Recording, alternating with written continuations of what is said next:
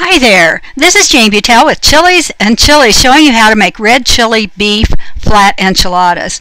And you might say, flat? What's flat? Well, here in New Mexico we like to make them flat instead of rolled, and the benefit is you get lots of sauce. Here's all the ingredients for the sauce. We use mild red pure chili, hot red pure chili, ground beef, minced garlic, cumin, Mexican oregano in the sauce with some beef stock, and then we layer it with the corn tortillas, cheese, and onion. So here we have the 80% lean ground beef. It's called ground chuck, and you might wonder why it's got the pink and tan. That just comes from when they grind the beef and when they scoop it up to put it in the package, sometimes the oxidation makes it turn a little tan. But this was just freshly ground actually this morning. So I'm crumbling it into sort of a heavyweight skillet, a saute pan. You want to use one that's about a 9-inch diameter, and we're putting it over medium heat. And it's always good to crumble the beef before you add the heat. If you add the heat too soon, it'll cook in lumps rather than breaking down. So here we're breaking it down further as it cooks, and we're just going to cook it until all the pink color disappears. This is actually an option. If you chose to, you could just make the red chili sauce without the beef, and you just start by using some shortening. Could be whatever shortening you prefer, butter, lard, even oil. And then you just start like we're going to do here in just a moment by adding the flour. This heat that we have on it, which is a medium to medium high heat, is too intense for adding chili to it. So we do have to take it off the heat. We're just going to turn off the heat. And then once it's turned off, we'll add the flour and the chilies. So were you not using the beef, that's what you do. You just start by adding the flour to the melted shortening. So we're just going to stir in the flour a bit and get that well incorporated into the beef before we add the mild chili. Using the two chilies, you might think that's kind of different, but the mild chili adds a flavor base, and it's about 5,000 heat units. It's real sissy heat. It's the very beginning of chilies, and so you just stir it in, and it's pure ground mild New Mexico chilies. And then I'm adding the same amount, it's a 1/4 cup each, of the mild chili and then the hot chili, and we just stir it in to incorporate it really well into the beef before we add any liquid or add any heat. The reason being that chilies will burn at the same temperature that meat browns, and blackened chili might be okay on redfish, but it's not really so flavorful. In fact, it doesn't taste good at all if it's in a red chili sauce. So you're going to want to turn the heat back on, and before you add the, we're just using beef broth. You could use water. I think the broth always just adds a little more flavor. And when making the sauce. And so we're nearly finished here. We're just going to add the seasonings, which are Mexican oregano and a little bit of cumin, and they're kind of large, generous pinches of each, and some minced fresh garlic. Those we'll stir in before we add the liquid.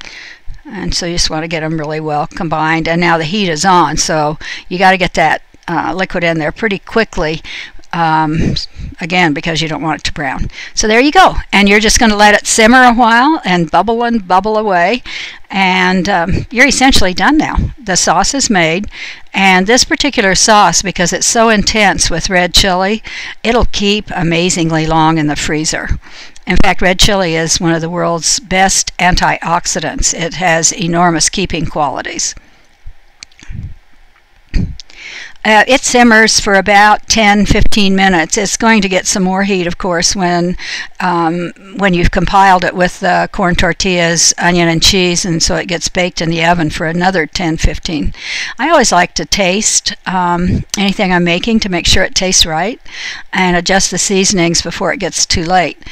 I have not added salt I'm adding some now. It's not very much because you see beef stock, which I used, does have salt as an ingredient, and I learned that kind of once by accident, kind of the hard way. It was before a large audience of people, and I really didn't think about the fact that the stock would have so much salt, so I made it way too salty. So I've learned by trying. Here's our ingredients that we like to use. They're Pecos Valley Spice Company. It's a company I founded over 30 years ago, and the reason was to publish my first book. The publisher thought that I wouldn't be able to sell copies of the book if you couldn't find the pure ingredients. Chili powder, commercial chili powder, often contains up to 40% salt and 20% additives, things like diethylene oxides and silicates.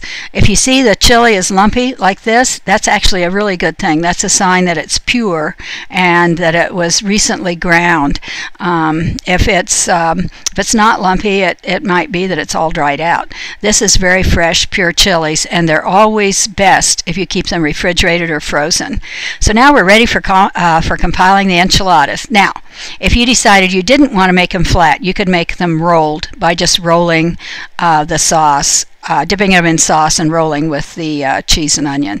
But I prefer the flat because honestly you get more sauce. So here we just put some sauce down first to kind of make a bed so that the tortilla wouldn't stick to the plate. And we do not soft fry the tortillas anymore like we used to, because every time you introduce a tortilla to oil to lightly saute it, you will gain at least 50 calories, and those are unneeded fat grams. I think most of us don't really we get enough unneeded fat grams without looking to add more. And when they cook together in the oven, they really brown nicely, and the flavors just kind of settle into the tortilla, and it makes a wonderful taste. So I like to hide the tortilla, so that's what I'm doing now. I'm cozying in all the sauce. And now we're just adding some chopped onion. You can use any kind. I usually use a Spanish onion, and a Spanish onion's a round onion, as opposed to a flat sweet onion. And we just added some mixed cheddar and jack cheese, and you can add cheese to suit your pleasure. And we have a preheated oven to 375, and we're just placing it in the oven until it bubbles together and the cheese melts. And I like to garnish them. Some people serve them just like this. I think they look kind of bald or bare and are begging for a little touch-up. So I like to use some coarsely chopped, just actually sliced, romaine lettuce. And one of the beauties of romaine is, first of all, it has almost as much nutritive value as spinach, and second of all, it's very tolerant to heat. So if you put the romaine first, it'll keep the fancier little wild mesclun greens or red leaf or whatever other kind of lettuce, it'll keep it from wilting. So that's all I'm doing now. I just put a blanket of the romaine. And you can stop here.